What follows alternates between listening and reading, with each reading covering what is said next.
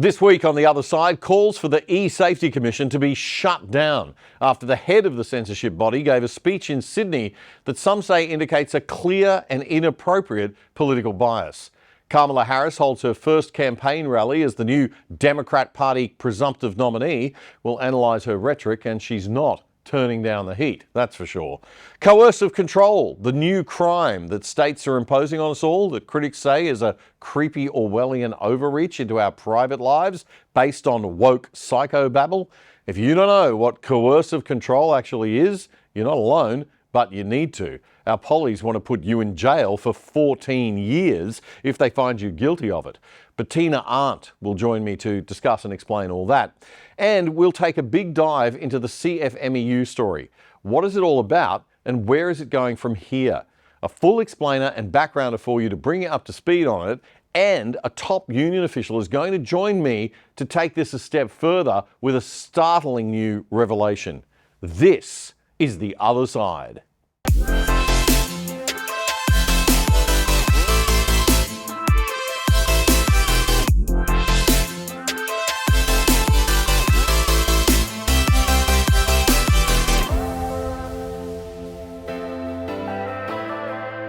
G'day Melbourne, g'day Brisbane and g'day Australia. This is episode 321 of The Other Side for the weekend commencing Friday the 26th of July 2024. I'm Damien Curry.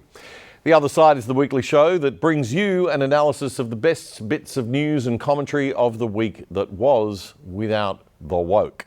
That means we have a bias and we do discriminate, but we tell you right up front, unlike other news shows, that we're on the sensible centre right, good old-fashioned classical liberal Aussie values, holding the line against the cultural push of the radical extremists on the left. And we have a new episode up every Friday night on YouTube at 7 p.m. Let's get into it.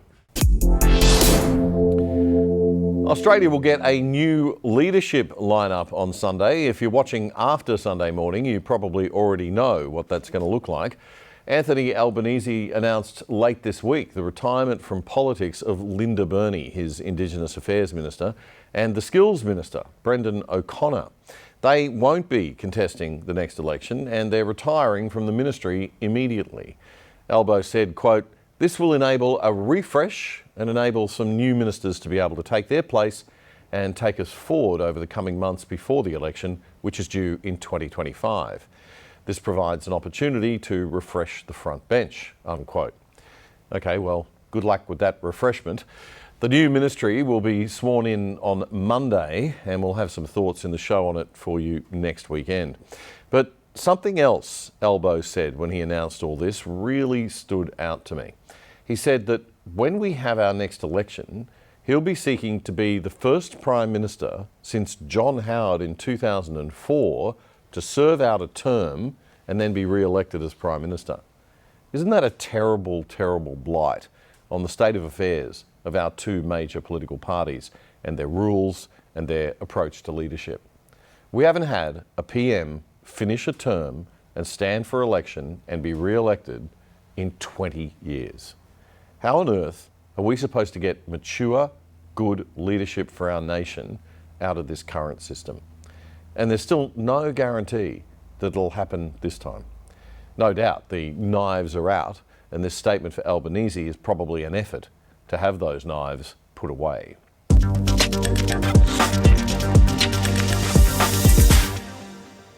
Folks, I believe that our free speech in this country is seriously under threat. And once we lose freedom of speech and freedom of self-expression, we are through. Because without free speech, you can have no other freedoms. A new video of a talk by Australia's so-called eSafety chief, our online censorship czar, Julie Inman Grant, is circulating on social media, revealing what many believe is an inappropriate anti-conservative political bias. It sparked fresh calls for her to be removed from the role and for the eSafety Commission to be abolished.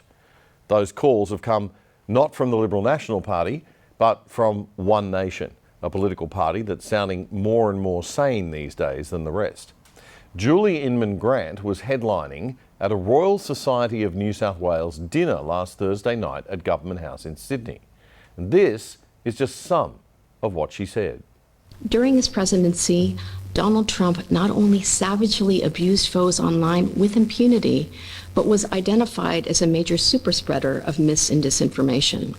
However, his online audience was so sizable and his content went so viral that none of the major platforms suspended him for repeated policy violations, making excuses for vaguely worded exceptions for public figures.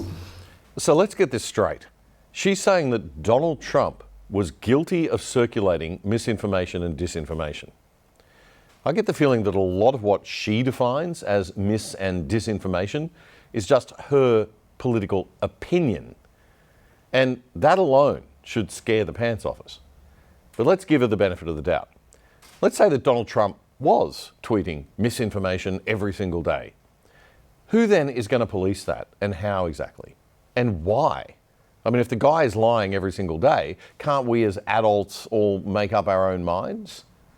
No, not according to the meddling e-Karens we can't. We aren't smart enough. We need them to enforce truth for us. And the fact that Julie Inman Grant, not for 1 second, sees that it could be a problem with that, maybe, is in and of itself probably all you need to know about why she should be removed and why this commission that's wasting our taxpayer money needs to be shut down yesterday.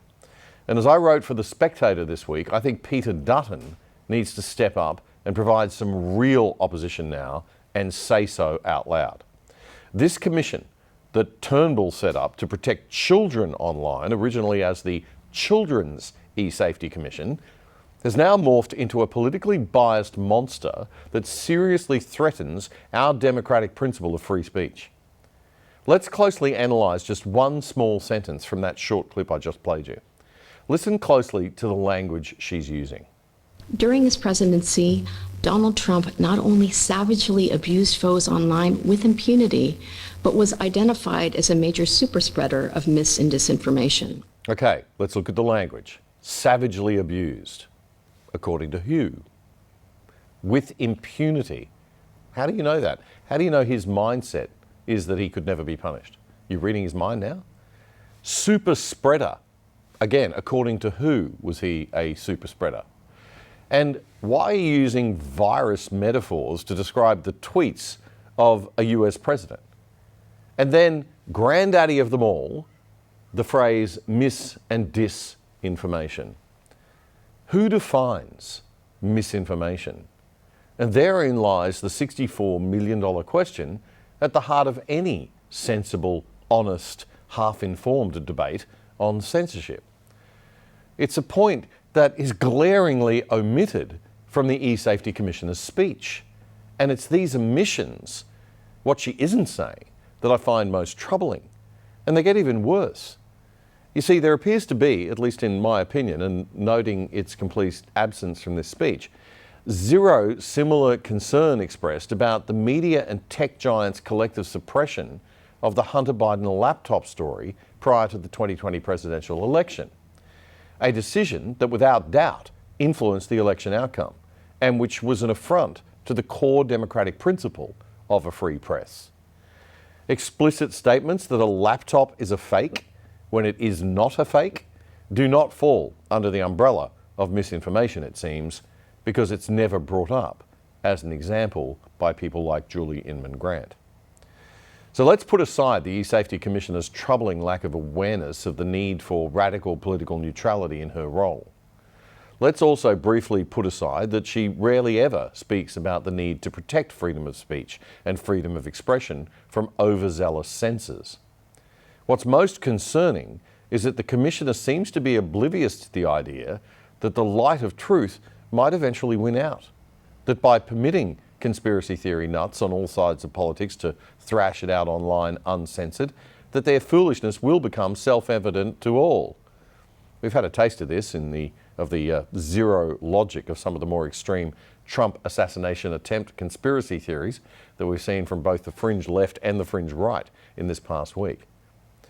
This is not a perfect idea, of course, by any means, that you can just let it all rip and everybody will be fine or everything will be fine. There is a very strong pro-censorship argument that dates back to the time of Plato and Socrates that fools need the wise philosopher kings to guide their thinking.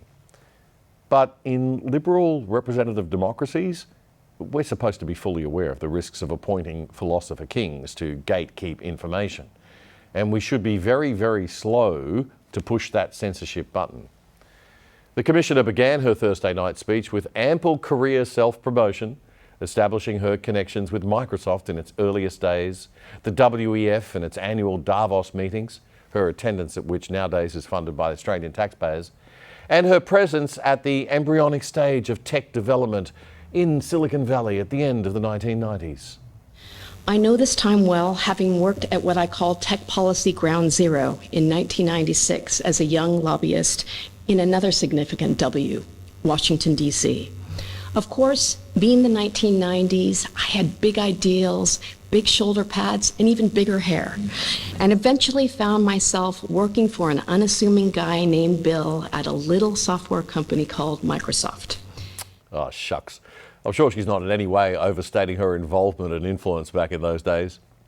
She then went on to rightly outline the threats presented by misinformation and disinformation and the power of artificial intelligence. And this is where the real threat to free speech lies from bureaucrats and government bureaucracies. You see, their diagnosis of the problem is spot on. It's their solutions that are terrifying. I mean, who could disagree about the risk to our kids from dopamine-driven algorithms and cyberbullying? Or that algorithms prefer the more extreme political commentators over sensible centrists and lock people into unhealthy echo chambers of gradually increasing extremism. Censors can present themselves as angelic white knights, saving the little children from harm, rather than devilish manipulators of a healthy democracy. These problems aren't new, of course. It was the same in the newspaper age, the talk radio age, and the cable news era, long before the advent of Twitter and TikTok. And governments love to control media, and they have historically censored politically in the name of keeping us all safe for centuries. So we need to watch out. And it's a massive red flag when the censorship chief never speaks about protecting free speech or even hints at the need to be scrupulously politically neutral. So this is a political battle. Internet and social media censorship AI tools could forever be deeply encoded with the biases of those who sit on the political left, with the woke mind virus infecting AI, as Elon Musk said in his chat with Jordan Peterson this week. The existence of the eSafety Commission, just like the existence of the ABC, supports the left. So Labor would never do anything about it. Why would they? This is all great for them.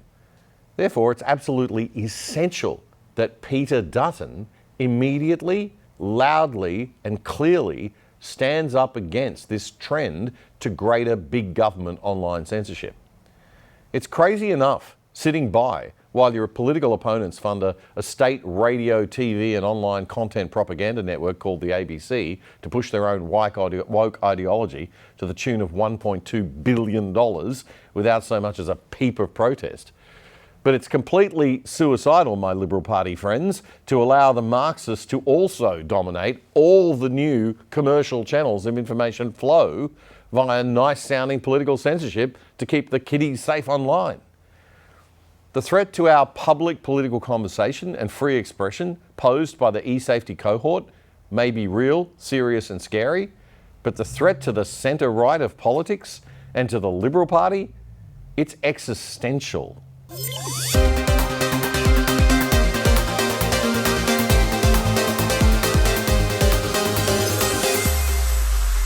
One of the big problems with social media is that it locks us into echo chambers. You actually have to force yourself to go find your political opponents and engage with them online to get a more balanced view of the world.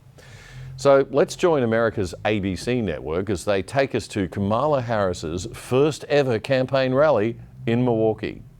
You can see Vice President Kamala Harris there stepping up to the mic, her first rally as a presidential candidate since President Biden dropped out. Let's listen in.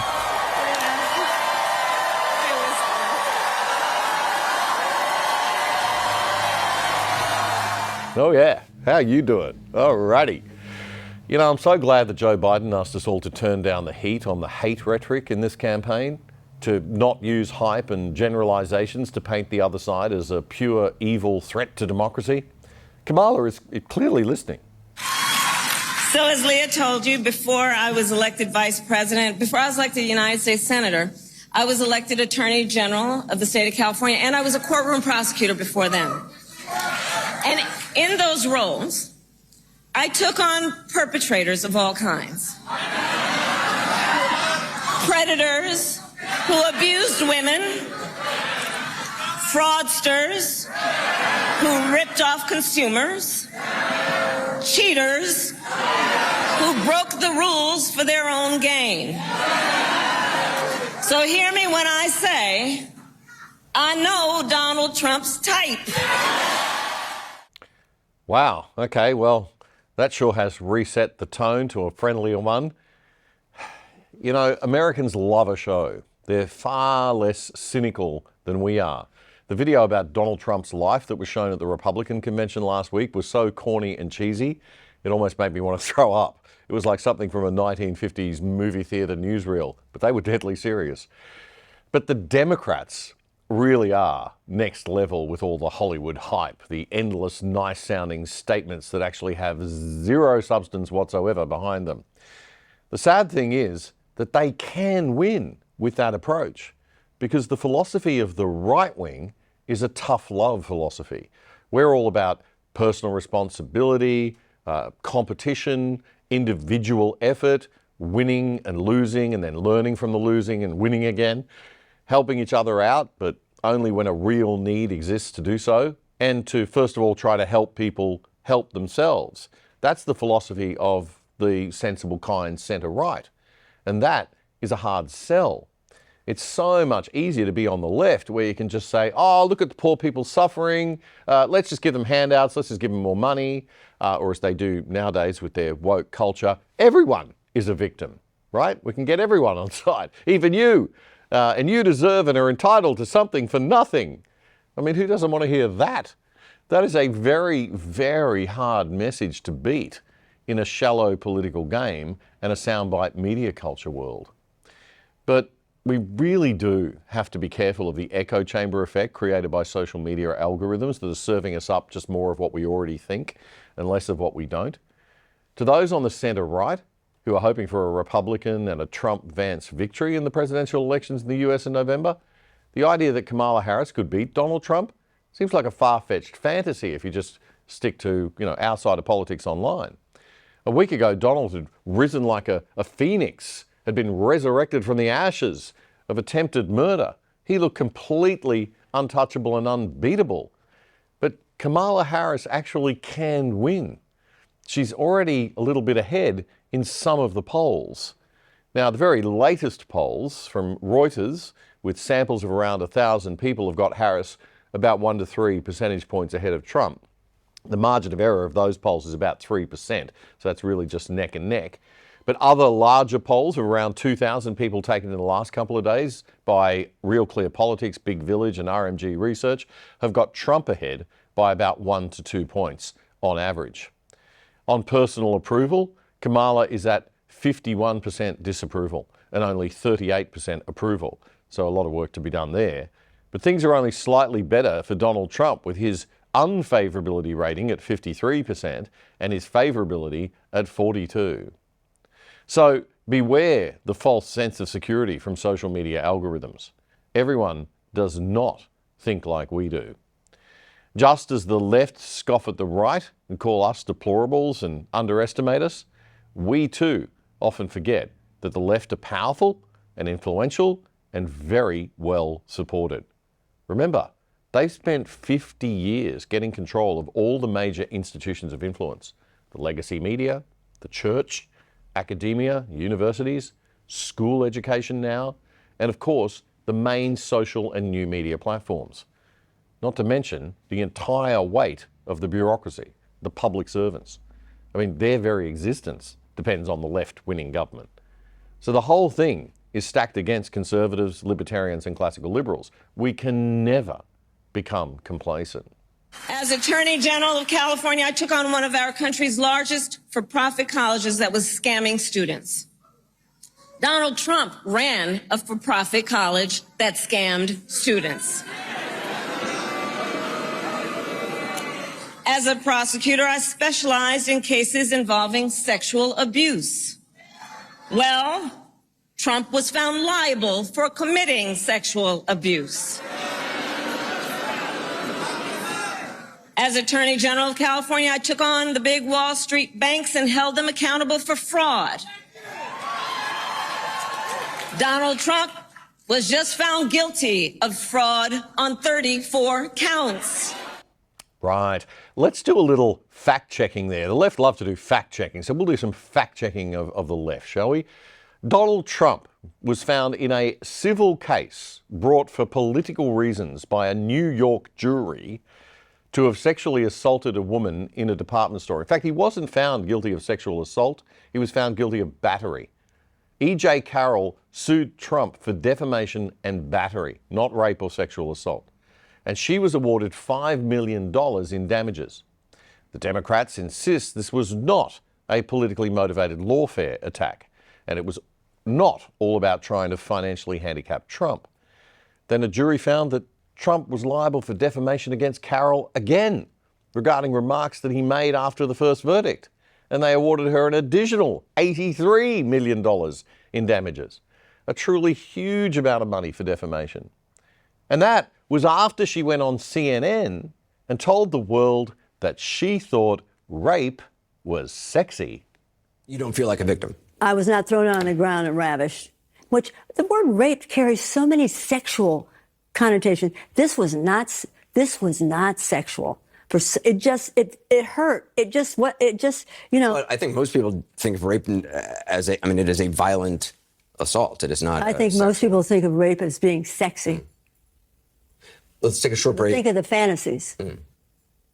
We're going to take a quick break. If you can stick around, we'll talk more on the other side. You're fascinating to talk to.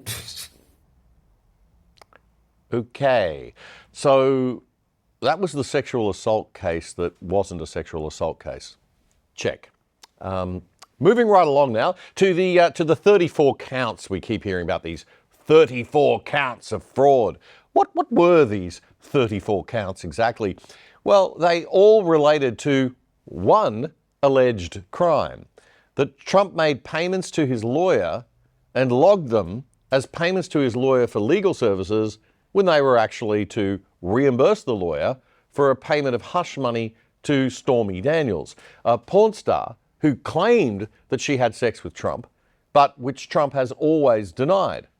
And why were there 34 counts? Oh, because the Democrat prosecutors decided there should be a count for every single thing related to the 11 transactions to make that single payment. 11 checks, 11 invoices, and 12 little entries in a record book. That adds up to 34. There's your 34 counts of fraud, folks. So even the number 34 is misinformation and disinformation, a complete lie that Kamala and the Democrats are very happy to repeat over and over and over again. And what about that woman, Stormy Daniels? Was she a real victim? Let's hear what she had to say to Bill Maher on his show in her own words. This is when I had Stormy on in 2018, and first I asked her why she had sex with Trump. Okay, but you say it's not a Me Too case. It is not a Me Too case. I mean, I wasn't assaulted. I wasn't attacked or raped or coerced or blackmailed. They tried to shove me in the Me Too box to further their own agenda.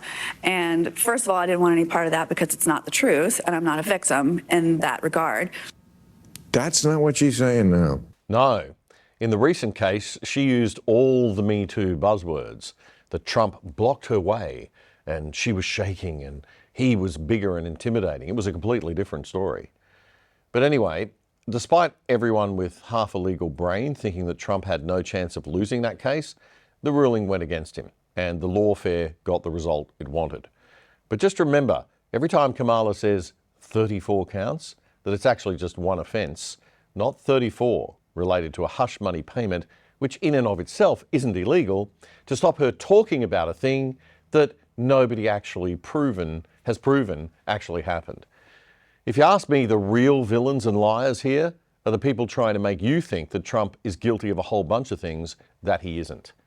But the sad reality is many people will fall for this. They will buy it. As Hitler's PR guy Goebbels famously said, just repeat the lie enough times and people will believe it to be the truth. And the bigger the lie, the better.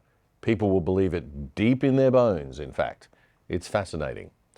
And that is why you will hear Kamala repeat these lines over and over and over again in the next few months if she becomes the final candidate for the Democrats. They're actually still hedging their bets a tiny little bit and seeing how she does before the Democratic Party's big national convention when they'll endorse the final candidate officially in August. But she is now almost certain to be the candidate. It seems nobody else wants to go up against Trump and would rather hold off until 2028. Although the Obamas have still been pretty quiet about endorsing Kamala at the time that we're putting the show together. Okay, so Kamala has had a nasty swipe at Trump. Now we need some soft virtue signaling, you know, to make her seem all nice and fluffy again. Time to bring out the billionaires and the evil corporations as villains, align them with Trump, and then we can make out that we're the ones who represent the people. But let's also make no mistake, this campaign is not just about us versus Donald Trump. This campaign is about who we fight for. This is about who we fight for. Just look at how we are running our campaigns. So Donald Trump is relying on support from billionaires and big corporations. And he is trading access in exchange for campaign contributions. On the other hand, we are running a people-powered campaign. Sure you are. I mean, honestly, if you're buying that line, folks, I've got a bridge to sell you. The modern left elites are so interconnected to big corporations and all this ESG and DEI stuff, and in Australia, through industry superannuation funds investing in those big corporations, the connection between the left of politics and corporations, big ones, is not funny. The businesses that are getting screwed over are the small and medium enterprises, the small businesses. Anyway, it's time for a whole list of freebie giveaways, the usual left-wing political stuff that, hasn't changed for 150 years. We believe in a future where every person has the opportunity not just to get by, but to get ahead.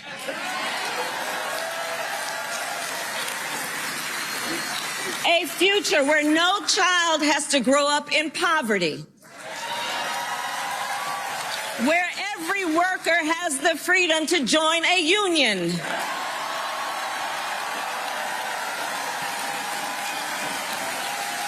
Where every person has affordable health care, affordable child care, and paid family leave. We believe in a future where every senior can retire with dignity. Who can argue with any of that, eh? The left do it in every election, and it works.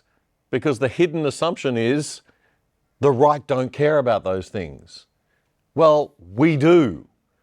It's just that we're terrible at explaining how we're going to get there. That our desire for tax cuts and smaller government and less welfare and fewer handouts is to create a richer country that alleviates poverty, suffering, sickness and death. We are terrible at telling that story on the right. It's a much more difficult narrative, I get it, sure. It requires that the audience can think more than one step ahead. And apart from the people who watch this show, maybe that is a bit of a challenge, especially with the ABC crowd, but that is no excuse for not trying.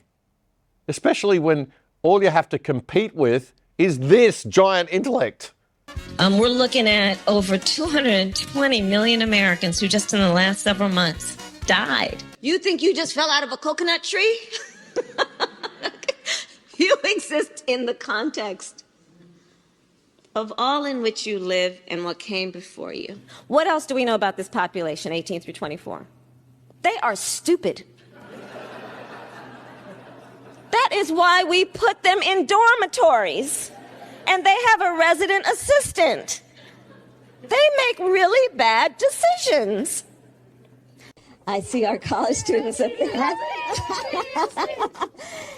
And let me just tell you, I love Gen Z. I don't know if something, I love Gen Z. So, okay, for the older adults, this is going to be a humbling thing I'm about to share with you. If someone is 18 years old today, they were born in 2005. Oh, yeah, check that out. Think about that for a minute.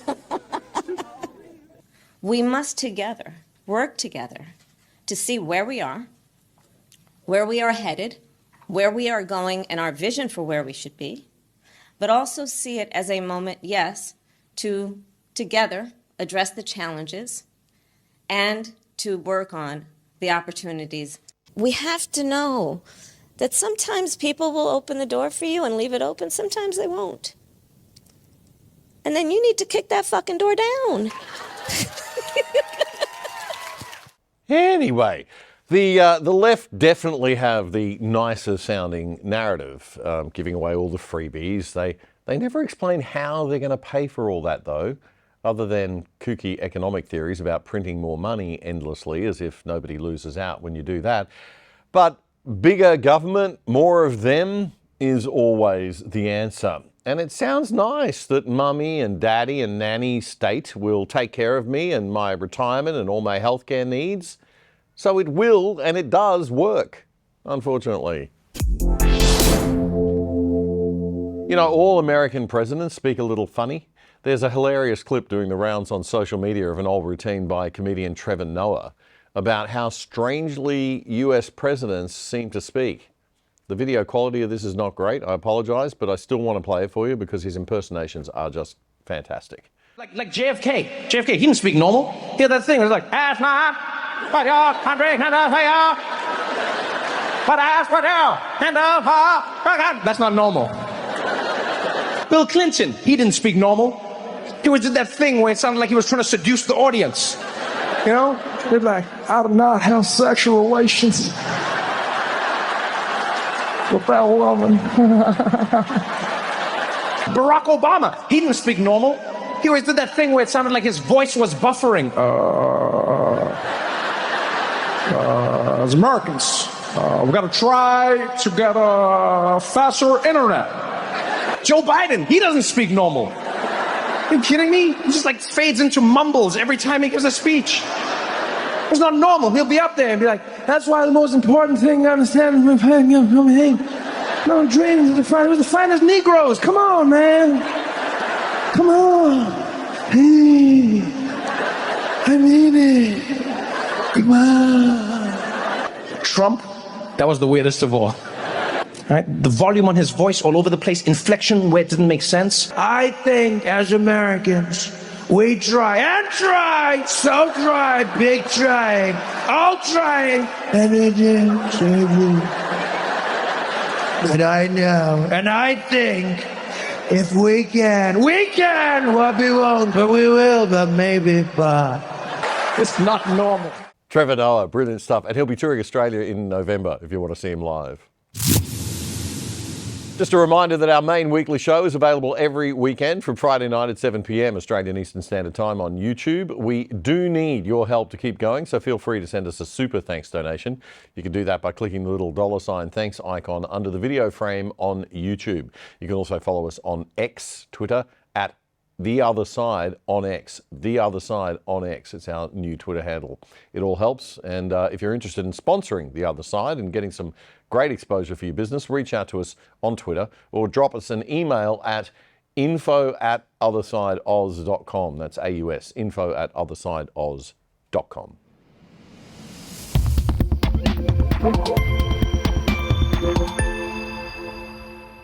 One story we haven't had a chance to discuss on this show yet that is very important is the 9 News media's expose of the big building union, the CFMEU. They've grown quite a bit of late, You may have noticed CFMEU flags flying more often and more visibly on more building sites around the country than usual. All symbolic of their power in controlling who gets to build what and how and at what price. While unions do a lot of good in our country and in protecting workers' rights, they also have the power, if they get too big and nasty, to game the system. This is done by first blocking any non-union labour from a site, by blocking any other unions from being able to represent workers, and by going way beyond fair and reasonable demands from builders and bosses. How does this game affect you? Well, it puts the cost of building up. Some studies suggest the cost of building in Australia is 50 to 100% higher than similar countries overseas, precisely because of this alleged rent-seeking and kickback corruption by unions. So it makes housing and doing business more expensive in the long run for everyone. And it deters any developers from wanting to build stuff. And it makes a lot of projects way more expensive than they need to be, sometimes even too expensive to get off the ground.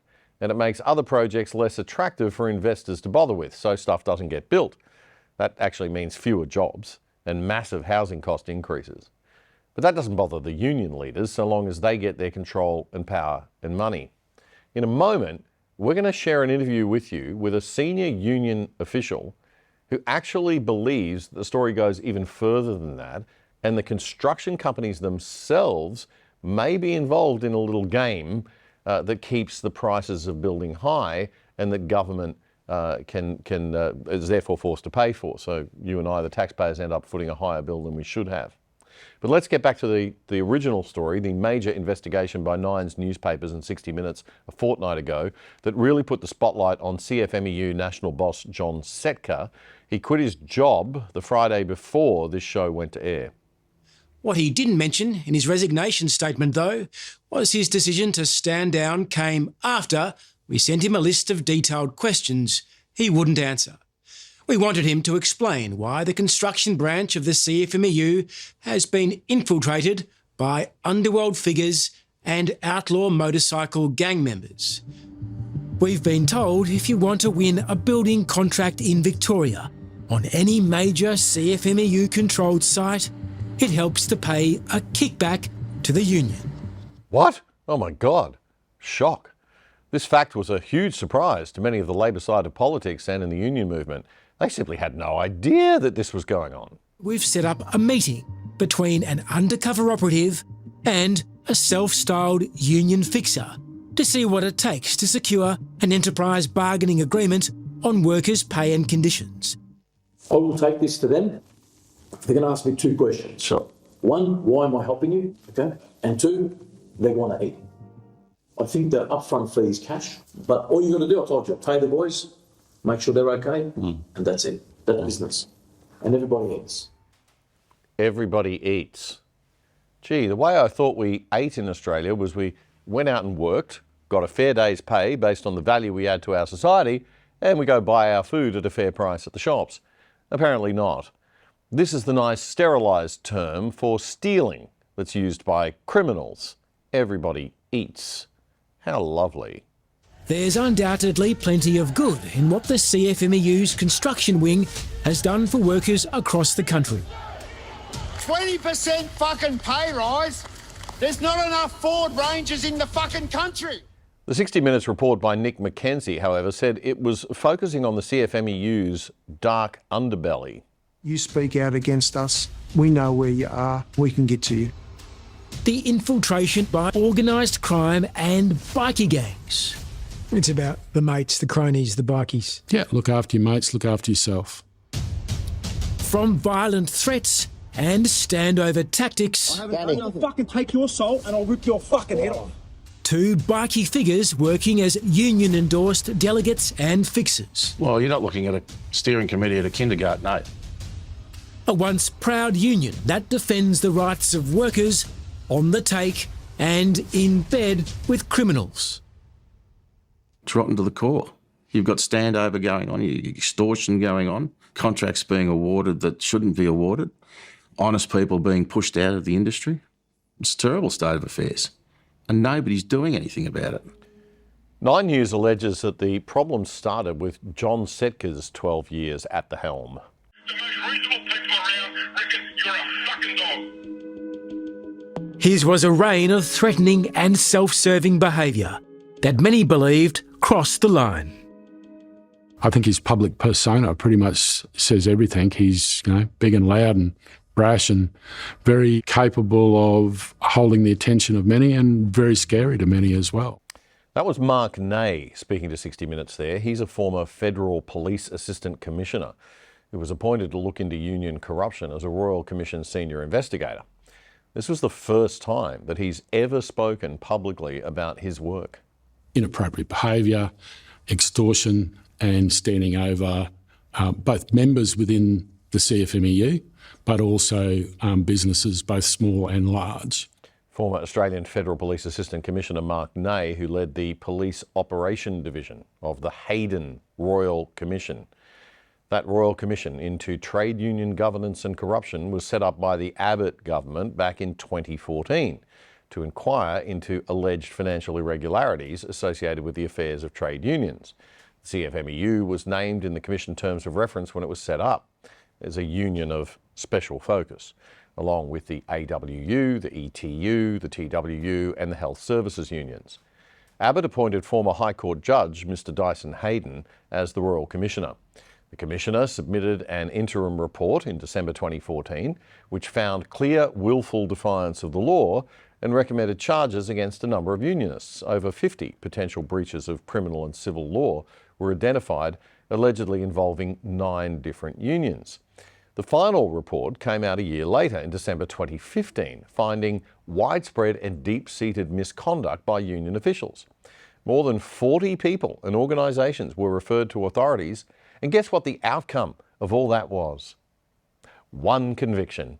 Just one. An official from the CFMEU who copped a $500 good behaviour bond after he accidentally disposed of documents that could have been requested by the Commission. That was the offence. 5 other union officials had charges dropped or they were found not guilty. Then we got the political pile-on. The ACTU, the peak union body in the land, the Australian Council of Trade Unions, said it was all a politicised stitch-up by the Liberal Party to advance its ideological agenda.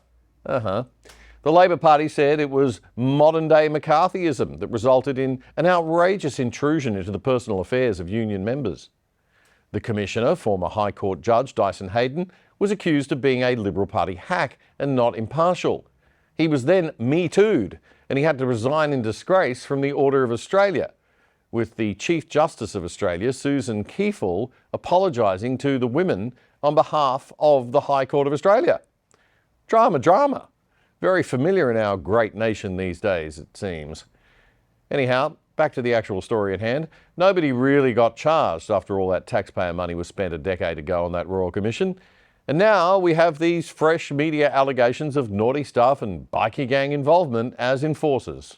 Unfortunately, the Royal Commission was a moment in time. Life has continued on for the CFMEU and the Building and Construction Union, and many of the things have returned to normal, if not got worse.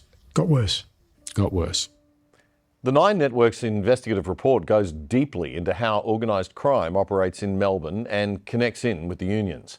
There's even footage of a man who looks amazingly like John Setka himself dropping a suitcase late at night in the driveway of another union official named Leo. The suitcase had the words, "Leo, you dog," painted on it.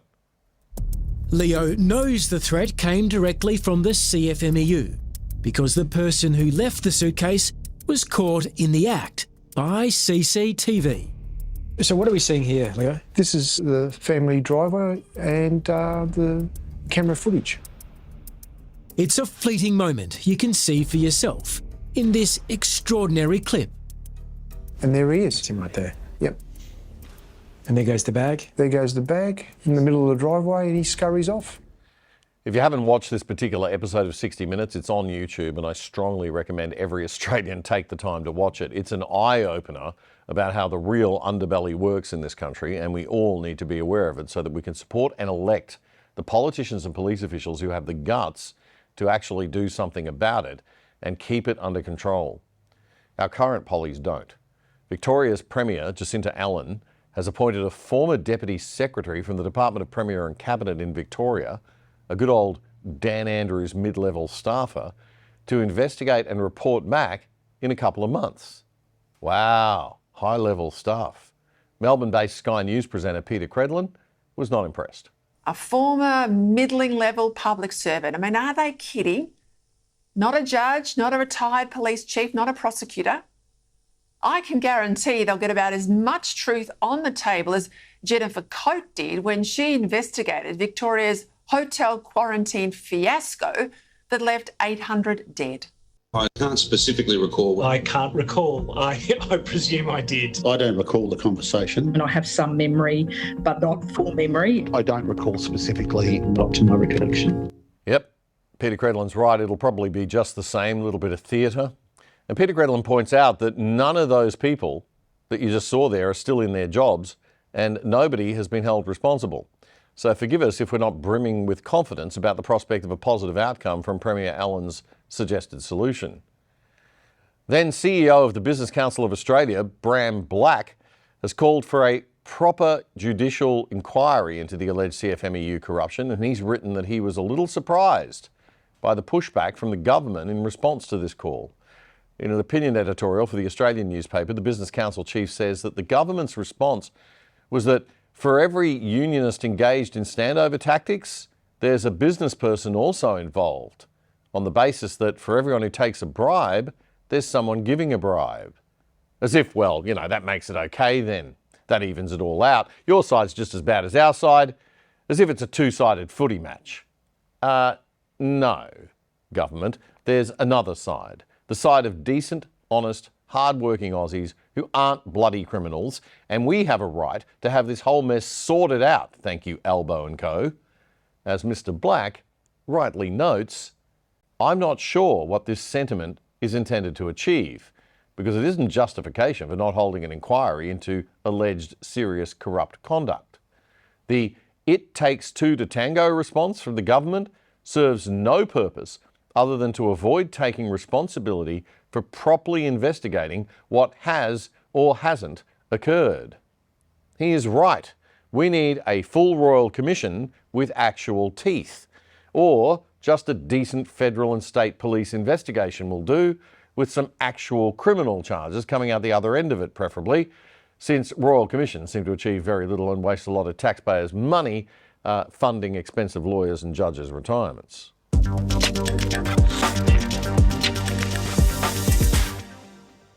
The most amazing thing about the CFMEU allegation of corruption and bikie gang involvement exposed by 9 newspapers and 60 Minutes this past couple of weeks has been the conga line of Labor politicians and union officials going, "What? Corruption? Oh wow, what a surprise. Who knew?" It was great to see the ABC actually holding the left wing of politics to account, as the 7:30 report did in this interview with Sally McManus, the head of the peak union body in our country, the Australian Council of Trade Unions, the ACTU. You know, after 60 Minutes, it's well and truly, you know, on the table about what is happening. And, you know, once you know that organised crime is actually in a union, you've got to take, you know, measures to do everything you can to get rid of it. When you say you heard rumours, what did you do when you heard rumours about the involvement of organised crime in the construction division of the CFMEU? I never heard rumours of organised crime. I never heard rumours of organised crime being involved. There were Facebook posts of people that people alleged were bikies or used to be bikies. I'd always raise those issues immediately with the relevant leaders of the CFMEU at the time, and made it very clear that, you know, there's no place for this in our union movement.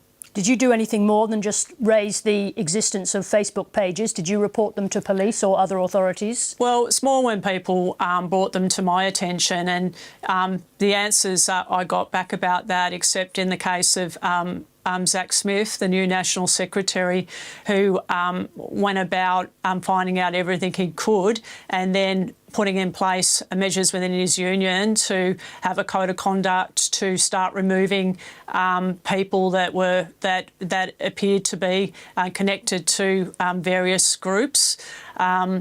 He did start doing that, and I would expect cooperate with the police. At that time, there was no allegations of any wrongdoing. The allegations of wrongdoing came out on Sunday night. ACTU Chief Sally McManus there, speaking to Sarah Ferguson on the ABC 7:30 report.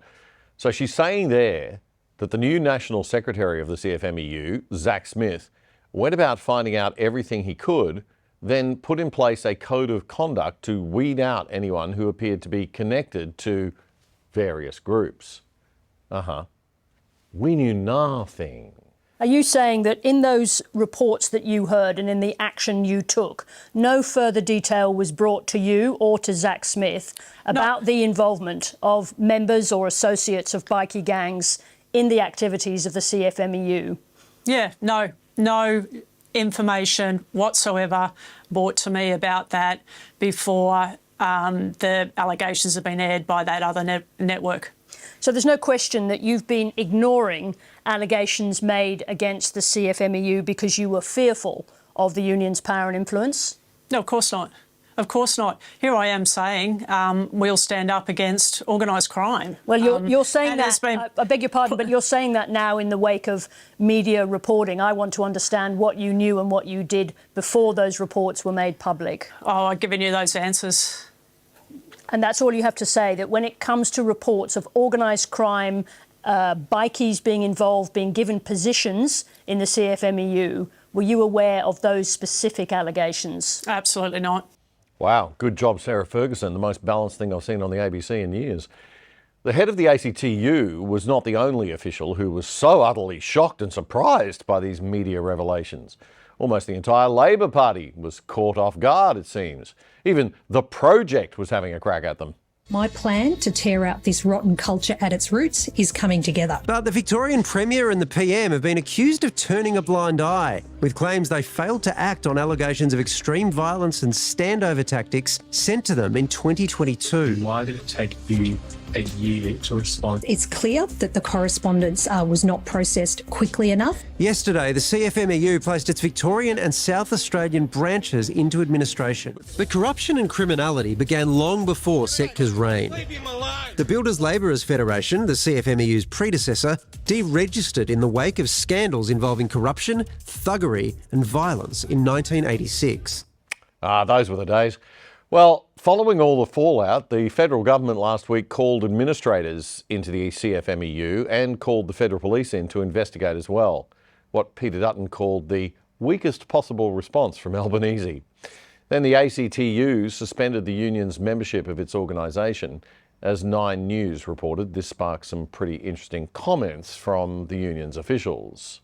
The federal government has seen enough. You know why I'm here today. The minister asking for the construction wing of the CFMEU to be placed into administration, and the federal police called in to investigate. If there's any challenge to that, we're certainly prepared to legislate to ensure that that occurs. In a statement, the union's Queensland secretary said Albanese has panicked and soiled himself. We see wrongdoing and we have acted. The Queensland government has been having its own issues with the CFMEU, locked in a pay dispute which is holding up work on Brisbane's new Cross River Rail project.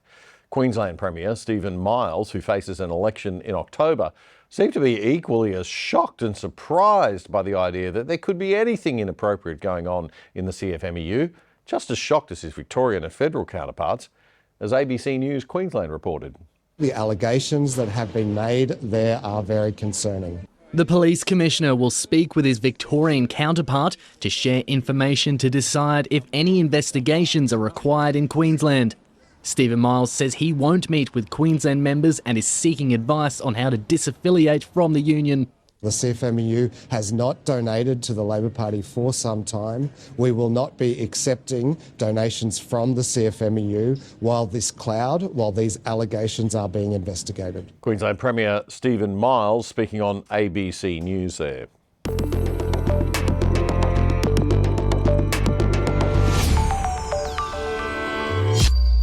The Australian Institute of Progress, a centre-right economic and political think tank, says that the sudden putting into administration of the CFMEU around the country is just window dressing meant to get Labor off the hook for decades of collaboration with various unions, which has encouraged violence and lawlessness.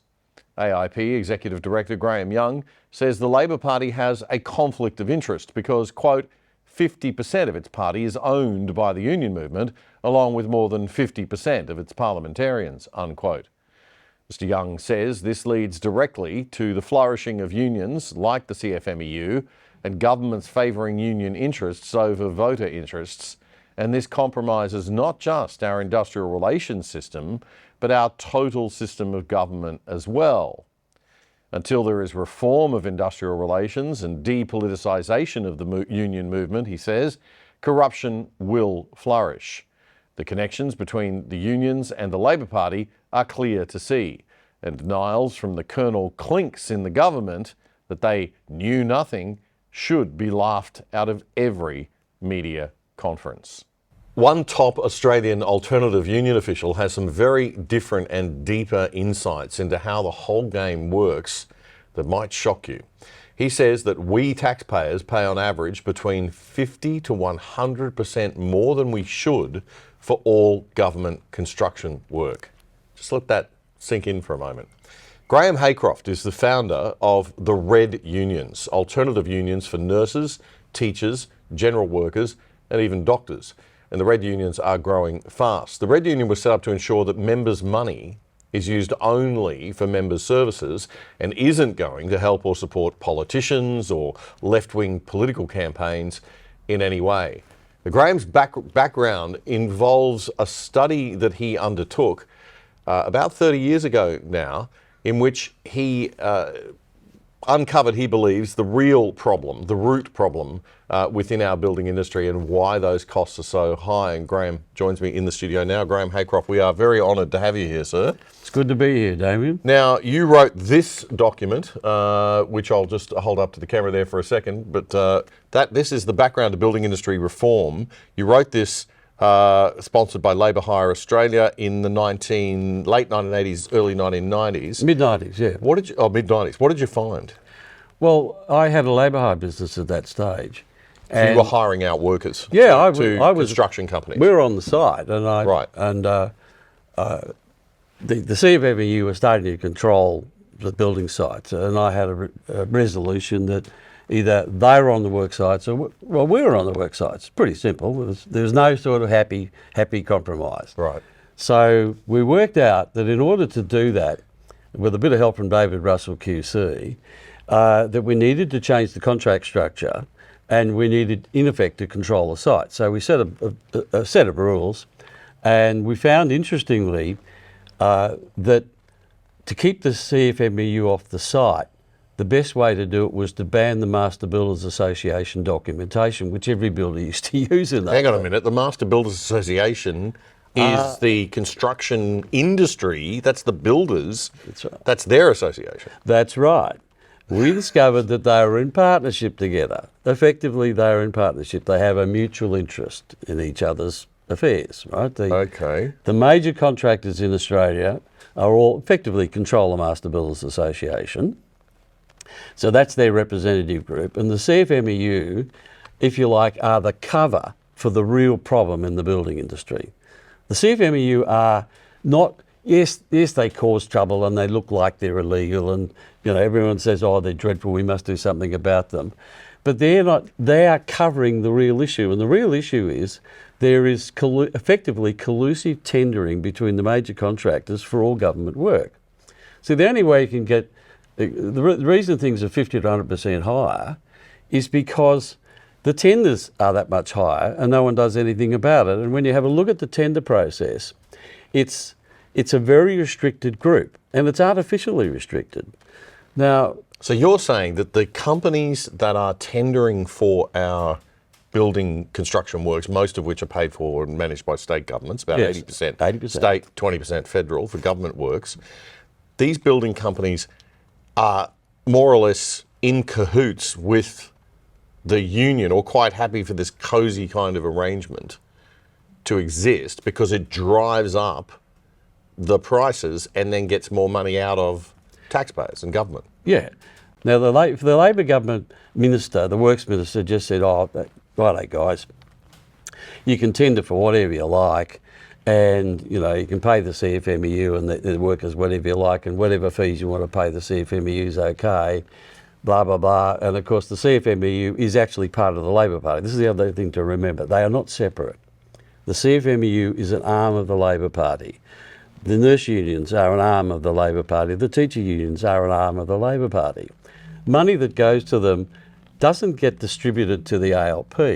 It's used by the people in those unions to support the ALP. So basically, and this is why I think you set up the alternative unions, right? The red unions. I think we talked about this last time you were on the show. But basically, people are paying union fees. The unions are not allowed by law to just give money to the ALP. They can make small donations, can't they, or something? Yeah, but they can't hand over, right?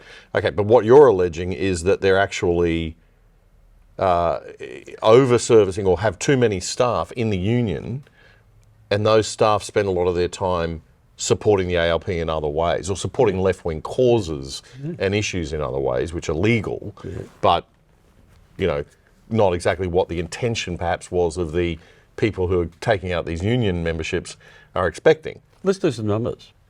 You know, we've got about 21,000 members now. It costs us about $400 to provide the union service per member per year. But there are real economies of scale. If you've got 40,000 members, you could do it easily for $250, right? Per head. So per head, yeah. Now the nurse unions charge $750. The teacher unions charge about the same on average. Right. So there's $500 that's not needed to provide the service. Right. The CFMEU charge something like over $2,000. What? That's right. It's $2,000 to be in the CFMEU. Yeah, the guys are pretty well looked after. They get paid yes, for it. clearly, yeah. But they don't have to do anything. So all that we're paying that. The taxpayers are paying that basically because they're getting high salaries. They're paying the $2,000 union fees to keep those high salaries. So and wear the mugs. That's right. So the CFMEU doesn't. You know, they give them occasional donations. They do that so that the LNP have got something to whinge about. Right? To say, oh, they're dreadful, they're naughty, you know, they shouldn't do that. They should return those donations. But they're only pin money.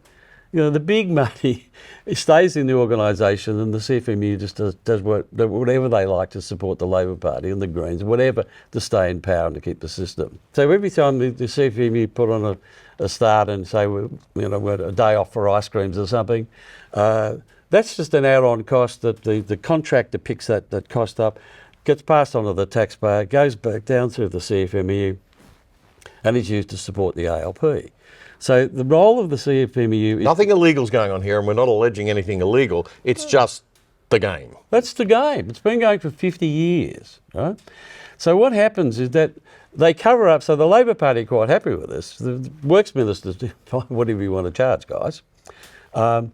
It's when the LNP stumble into power every now and again that the importance of the CFMEU being a big, bad, naughty criminal organisation comes into play. Well, you're about to have in Queensland the LNP probably back in power again. Yes. So will they clean all of this up? Well, if they could, but I don't think they will, because they don't understand how any of it works, for a start. Right. Right. They think that the Master Builders Association is on their side. It's fairly easy to change. You have to introduce open tendering. So anyone must be allowed. You then got to have a... Why don't we have that now? I thought we had that now. Well, if you have open tendering, you're not going to get a 50 to 100% increase in the tender prices, which is going to flow through to the ALP. Got it. Got it. Simple as that. So the only real danger is when the LNP get in. And they could introduce open tendering, introduce a building code, which they did in Campbell Newman's day, which sets aside all the egregious practices, so that what the arrangements do now is that they complicate the arrangements so that it effectively applies against the smaller contractors. So the bigger ones have a huge advantage. Oh, I see. Okay. So again, there's no pushing them out. It's just that they're forced out because they can't meet these bureaucratic and... Yeah, they need to get public liability, $500 billion or something, all this sort of crap. Okay. So it keeps the small business out again. That's right. Right. Biases to big business. So you need a building code, you need to have open tendering, and you need to have security on site. So you need to introduce the sort of documentation that we did 30 years ago. Wouldn't be hard to do, knock it up in a week. Just tell us what you did 30 years ago. You actually had, was it 12 building sites in Queensland? Never been done anywhere in Australia where there was no CFMEU labour. Yeah. How did you get away with that, and how come you're still alive? Well, they're all bloody talk. That's basically, they were all talk 30 years ago, and they're all. So they're not really that scary. Nah. And the bikies are not really. Well, I found it interesting in that 60 Minutes piece that John Setka himself was on camera allegedly dropping that suitcase at that guy's. It's like, mate, haven't you got? Is there someone in the underworld who could have got to do that for you? Like, now the whole purpose of this is to intimidate the LNP politicians, right? They're all very timid people to start with, and they're pretty easy to intimidate. And what happens is, I just mentioned before, the things you sort of need to do to get them off the sites. And the quid pro quo is that our contract construction cost will drop by about half. So it's worth doing. What happens is, if they start to do that, they'll get a visit from the Master Builders Association, who will give them the double whammy. Right? The first whammy is, Minister, now's not the time to do this. The contractors are very unhappy with what you're proposing to do here. You know, they all think they think they're helping the contractors. That's the first whammy. So you get the sort of cognitive dissonance. Yep. Right. I'm the minister, and I'm like, oh my God. What have I done? What have I done? The Olympics are gone if I do anything. And then you get the second thing, and this is the crucial part, is that the Master Builders Association, or anybody will tell us, it doesn't have to be them, will tell them that, look, Minister, you have this works program, you've got these hospitals and schools and police stations you want to build. Everyone knows the CFMEU will come and erect those sites. Your colleagues will be very unhappy with you, Minister. And of course, they believe it. That's the thing. Because it's going on all the time. Even what we're reading about in the paper in the administration of the CFMEU, I have no doubt it's probably just a tidy up thing. Like, who cares? But they're making it out as big, bikies and illegal and boom. It's building the image so that they're scary. So that they're scary, and there's no one easier to scare than a politician. Unfortunately. Right. But they're the same everywhere. It's not like this. No party preference there. No, it's universal. They're all the same. They're the same worldwide. So that's how the system works. So now's not the time. In your next term, Minister, will be the line. So don't hold your breath for any change. It would be easy to do, but you need someone determined. You need a determined Premier who's prepared to follow it through, bang, bang, bang, bang, bang. Well, let's hope Queensland gets one of those. Well, you can only hope. Yep. Well, Graeme, thank you for your time. Thank you for explaining this to us. It is an extraordinary thing to understand. Obviously, we are open to having the Master Builders Association and the CFMEU spokespeople come on the show with you and chat all this out. Happy to talk to them. Yep, happy to talk about it. Happy to have you on. Happy to give you equal airtime to counter any of the claims that Graeme has made. So we put that invite out there right now publicly. But yeah, fascinating story, and amazing that you were able to pull that off and actually deliver those buildings cheaper back in the 1990s, and hopefully we'll see a bit more of it happening in the future if we get this little game under control. But it's interesting that we have to understand the game is not just about the CFMEU. Correct. It's about the whole way the thing is set up and how the government tenders are done. It's the contractors that are the problem. Right. Okay. Yeah. Great to talk to you, sir. Now, if you'd like to find out more about the red unions, the alternative unions, you can jump online onto Google and just Google Red Union, and it'll come up, Red Union Australia, and you'll see all the information if you're a nurse, if you're a teacher, if you're a builder and you're interested, or a doctor and you want to have an alternative voice, pay a lot less union fees, I understand too, you can check that out for yourself. You can catch us here on The Other Side every Friday night from 7 p.m. on YouTube. If you'd like to support us, the best way is to subscribe to our channel on YouTube. It's absolutely free. Just hit the subscribe button and the little bell too, because that'll notify you when we post anything. Also, if you're feeling generous, feel free to send us a super thanks donation. You could do that by clicking the little $sign. And I want to say thanks to everybody who has already done that. We really do appreciate it. Even the small donations do add up and help us cover the production costs and keep on doing what we're doing. There's a little super thanks $sign icon under the video frame on YouTube there if you do want to make a donation like that. You can also follow us on X, Twitter, at The Other Side on X. It all helps.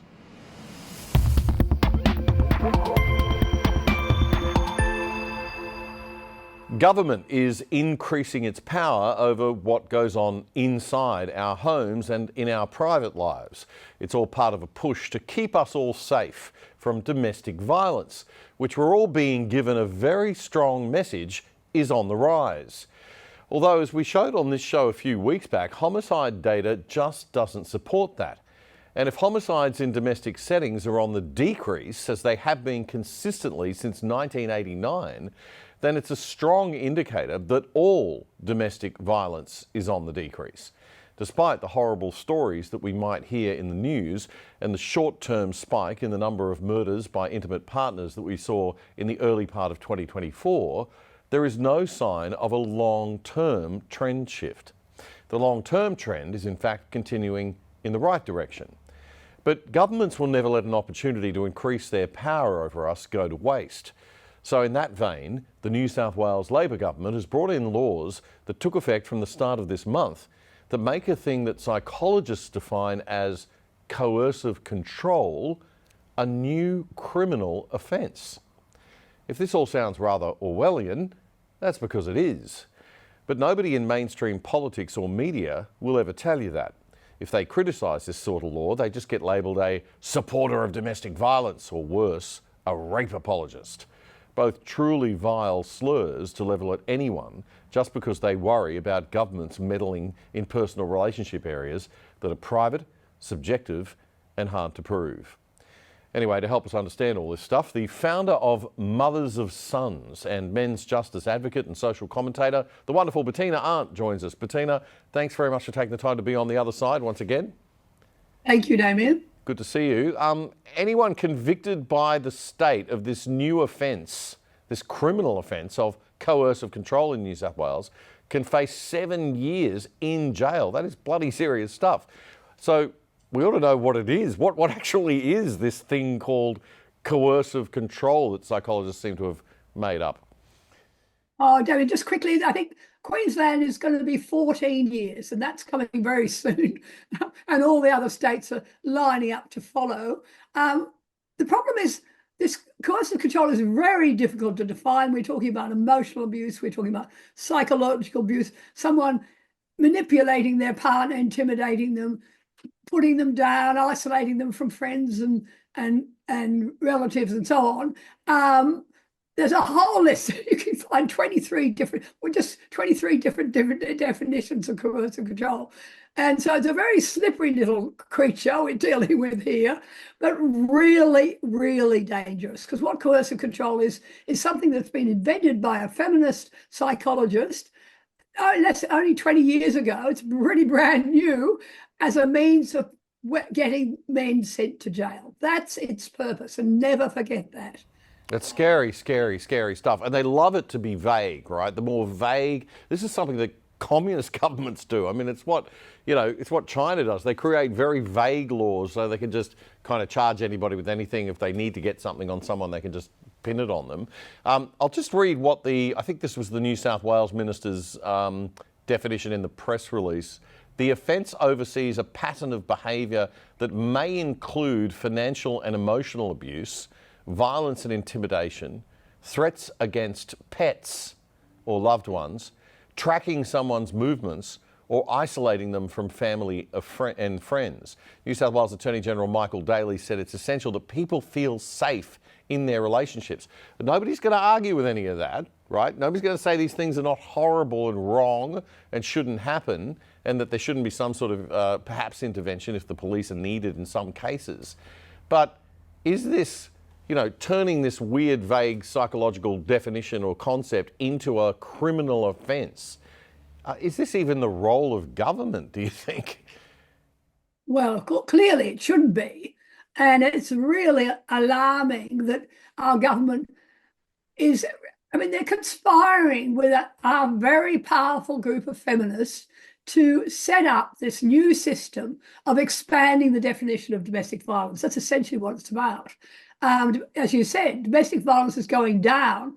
They have to move the goalposts in order to have more means of locking men up. And this is absolutely what this is all about. I mean, I have police, I have lawyers from across the country writing to me saying this is nightmare, particularly for the police, because no one can define this thing, let alone prove it.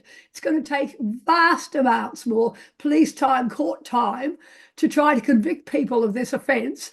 They ran into a big problem in New South Wales. These laws were passed over a year ago, and they then suddenly announced we're not going to enact them as yet because we're concerned about women being falsely identified as perpetrators. Oh my God. Okay, so they actually said, because I was going to ask you, right, coercive control, psychological control is probably, as opposed to physical violence, is probably something where females might be more the perpetrators than males. We're really good at this stuff, Damien. Right. Everybody Congratulations. knows. Women know how to press men's buttons, right? Right. Did the feminists think about this when they brought this in? I mean, it's a bit... Well, it's really fascinating because the first state to have coercive control on the books was Tasmania. And they found no one did anything. None of the police didn't charge anyone for a few years. And then they lent heavily on them and they started charging people. And then last year there was an article that came out saying, really worried because women are being charged with coercive control. And so what they've done in New South Wales and they're doing in Queensland is rolling out female police officers into every police station they can to train the police only to target men. And this has been announced as a deliberate strategy. And we've had New South Wales, we've got all these new videos have just come out telling people what coercive control is all about. David, you mentioned the tormenting your partner's pets, and they have a video of a lesbian couple where the woman is pulling on her partner's little pet poodle's leash rather aggressively. I mean, well, 7 years in jail for you. Yeah, absolutely. Or 14, as you said, yeah. It's really worrying. On our Mothers of Sons website, we've got information about how to protect yourself if someone makes a false domestic violence accusation. If you're in an unstable relationship and you fear this could be used against you, what do you do? I mean, I'm treating it as a joke, which it should be, because it is an absolute con job that we're dealing with here. Well, this is the thing, we laugh about it. Really, really serious. Yeah, we're laughing about it because it's absolutely, completely absurd that we've let this ideology creep this far, that we've now got offences, criminal offences that can land you in jail for 14 years based on the psychology theories of feminist academics that are completely contestable and questionable. And then we've now got the police being trained not to enforce them against women, to bias towards enforcing against men and seeing men as guilty. I mean, this is just a lunacy land that we're living in. So we laugh about it, but it's really serious because this is actually, it's hard to believe, but it's actually happening in our country and it's getting to this stage. Bettina, tell us, Mothers of Sons. Mothersofsons.info. But if you Google Mothers of Sons, you usually find it. Now, what's important, we've got, I've talked before, Damien, about this conference. We've got it happening in Sydney on the 31st of August. And we've got some genuine male victims of coercive control, their stories. We have put together a video of their stories for this conference. And 1,000 men in Australia took part in an international survey of male victims of coercive control. These are some of these men. So our conference is about truth telling, showing the other side of the story, to steal your phrase, Damien. And this is what we are doing, telling the truth about false allegations of domestic violence, false allegations of sexual abuse, what the feminist lies have done in terms of controlling our institutions and misrepresenting data. I mean, it's going to be a real revelation to people who only believe the propaganda that's being fed to them by our government. Now, your conference is happening in Sydney on August the 31st, I understand? August the 31st. And we've got big excitement. You know, the endless Bruce Lehrmann saga and how he's now appealing his defamation case. And the lawyer who's acting for him is Zali Burrows, who's this just gorgeous woman, really colourful Sydney criminal lawyer. And she's giving a speech. So she's one of the main speakers at our conference now. And we're terribly excited about that. Oh, good. Well, it'll be great to see. Oh, it's you, Damien. Yes, I'm going to be one of the minor speakers. I'll be coming along to talk about media and stuff. But yeah, look, I'm really looking forward to it. So August 31 in Sydney. How do people find out about the conference, Bettina? Well, they can go on the Mothers of Sons website. They can go on my website. Then we've got links everywhere. If you just Google presumption, it's called Restoring the Presumption of Innocence. Restoring the Presumption of Innocence. Okay. It's so exciting. I've had people from all over the country contacting me who want to come along. And it's a rare opportunity to say, what can we do about this? What can we do about what the feminists are doing to our justice system? Yeah, and look, things are just getting ridiculous. Weaponization against men. Things are just getting ridiculously out of control. And I think as men in Australia, well, thank you for being a woman that's standing up for us, but I think men in Australia have now got to start to find their courage, stop the, I can't speak out because, you know, I might get fired or I might have trouble at work. I appreciate the difficulties and the fact that you've got to, you know, have an income and all of that. But it's getting to the point now where, you know, we've got to find some courage and we are going to have to just speak out despite the fact that there might be repercussions. So I hope the men's rights movement in this country starts to really build and really grow. And we look forward to having you back on the show again very, very soon. Bettina, thanks very much for your time. Thanks, Damien.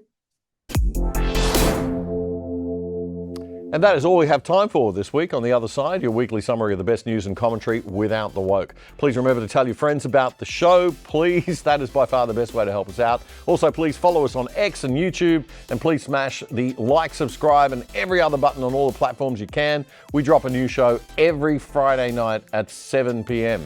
If you're watching on YouTube, to make sure that you never miss any of our content, please do hit the subscribe button below and hit the little bell. That'll that will notify you when we post any new content. And of course, it's all absolutely free to do that. But if you do like what we're doing and you do want to support us, you can click that little $ thanks button and make a super thanks donation. Even $2 is helpful so that we can keep on delivering. I'm Damien Curry. Bye for now.